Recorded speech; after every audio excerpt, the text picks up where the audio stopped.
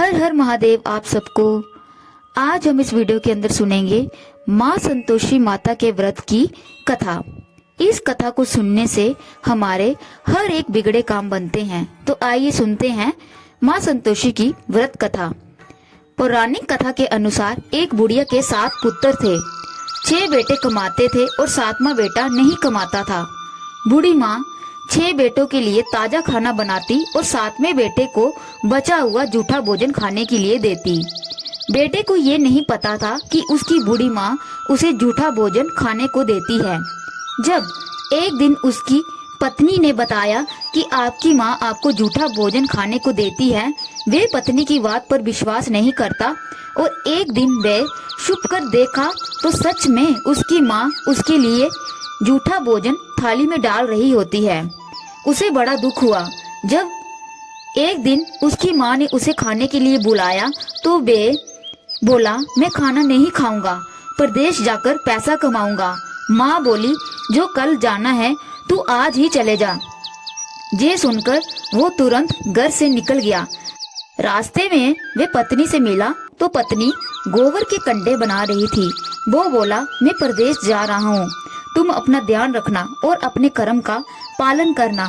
वो बोली, आप मेरी चिंता मत करना, आप मुझे भूलना नहीं, आप मुझे कोई अपनी निशानी दे दो, मैं उसके साथ अपना समय बिता लूंगी। फिर उसने अपनी अंगूठी दे दी। फिर वो बड़े शहर पहुंचा और उसने वहां जाकर काम ढूंढना शुरू कर दिया। फिर वो एक सेठ की दुकान में उसने काम करना फिर शुरू कर दिया। फिर वे काम करने लगा। फिर उसने दिन रात मेहनत की और सेठ उसे तरक्की देता गया। कुछ ही समय में उसने सेठ का विश्वास जीत लिया। फिर सेठ ने उसे दुकान का मुख्य सदस्य बना लिया। कुछ समय बाद सेठ ने अपना सारा काम उसे संभालने के लिए दे दिया और सेठ यात्रा के लिए निकल गया। अब वो खुद एक बड़ा सेठ बन चुका था। फिर उधर उसकी पत्नी पर बड़ा अत्याचार हो रहा था। घर के लोग पूरा दिन उससे घर के काम करवाते, जंगल से लकड़ी कटवाते, भूसे की रोटी देते खाने को, नारियल के खोपड़े में पानी पीने को देते। एक दिन जंगल में जाते वक्त उसने कुछ औरतों को संतोषी माता का व्रत और कथा करते देखा। फिर उसने उन औरतों से पूछा कि इस व्रत की क्या विधि है, इस व्रत को किस प्रकार से करते हैं, कृपया बताने की कृपा करें। फिर उनमें से एक औरत बोली कि ये व्रत संतोषी माता का है। इस व्रत को करने से दरिद्रता नष्ट होती है, मन की चिंता दूर होती है, कुंवारियों को मन वांछित वर की प्राप्ति होती है, रोग दूर होते हैं, हर प्रकार का सुख प्राप्त होता है। इस व्रत को करने के लिए अपनी क्षमता अनुसार गुड़ चना खरीद लेना चाहिए और हर शुक्रवार को व्रत करना और व्रत में कथा कहना या सुनना। जब तक तुम्हारा कार्य सिद्ध नहीं होता इस व्रत को करते रहना। अगर कथा सुनने वाला कोई न मिले तो दीपक को सामने रखकर कथा करना। फिर मनोकामना पूर्ण होने पर व्रत का उद्यापन करना। 8 लड़कों को भोजन कराना। भोजन में चना, पूड़ी, हलवा और केले का प्रसाद देना, परंतु इस व्रत में खट्टी चीज कोई नहीं देना और ना ही दक्षिणा देना। इस व्रत में घर में कोई खटाई नहीं बननी चाहिए। सारी विधि जानकर उसने गुड़ चना खरीद लिया और फिर वे व्रत करने लगी। फिर उसने माँ के आगे प्रार्थना की, हे माँ, मुझे व्रत के नियम कायदे नहीं मालूम, इसीलिए अगर कोई गलती हो जाए तो क्षमा करना। एक शुक्रवार बीता, दूसरे शुक्रवार पति का पत्तर आया, तीसरे शुक्रवार पति के भेजे रुपए भी आ गए, परंतु सब घर के सदस्य उसे ताना मारने से नहीं चूकते थे। प्रार्थना करने लगी, माँ मुझे पैसा नहीं चाहिए, मुझे अपने स्वामी के दर्शन करने हैं। माँ ने उसे आशीर्वाद देकर कहा, तेरा पति जल्दी आएगा। ये सुनकर वे बहुत खुश हुई। उधर प्रदेश में उसके पति के पास बिल्कुल समय नहीं था, वे दिन भर व्यस्त रहता। एक दिन माँ संतोषी ने उसे सपने में दर्शन दिए और कहा कि तेरी पत्नी बहुत दुखी है और तुझे अब उसके पास जाना चाहिए। फिर उसे पत्नी की चिंता होने लगी। फिर वे दुकान बेचकर पत्नी के लिए नए कपड़े, गहने और ढेर सारा पैसा लेकर वे रवाना हो गया।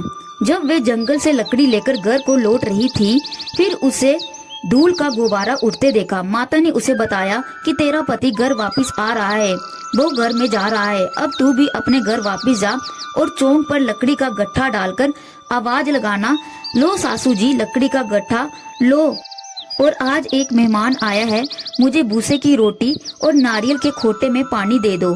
ये सुनकर उसका पति बाहर आया तो उसने अपनी माँ से पूछा, ये कौन है? माँ बोली, ये तेरी पत्नी है, पूरा दिन भर घूमती रहती है, काम कुछ करती नहीं और तुझे दिखाने के लिए नाटक कर रही है। उसे विश्वास नहीं हुआ। फिर वे बोला, माँ मैंने तुम्हें भी देख लिया और इसे भी देख लिया, अब तुम मुझे दूसरे घर की चाबी दे दो, मैं उस घर पर रहूंगा। माँ बोली, ठीक है, जैसी तेरी मर्जी। और माँ ने उसे चाबियां दे दी। फिर बेटा और बहू उस घर में चले गए। देखते ही देखते वे बहुत अमीर हो गए। फिर अगला शुक्रवार आया। वो अपने पति से बोली, मुझे संतोषी माता के व्रत का उद्यापन करना है। वो बोला, उद्यापन खुशी से करो। और वो तैयारियों में लग गई। उसने जेठ के लड़कों को बुलाया। पीछे से जेठानियों ने बच्चों को सिखाया कि तुम खाना खाने के बाद खटाई मांगना, जिससे उसका उद्यापन पूरा ना हो। फिर उन लड़कों ने खटाई मांगी। फिर वे बोली, ये संतोषी माता का व्रत है, इस व्रत में खटाई को नहीं खाते। लड़के बोले, फिर पैसे दे दो।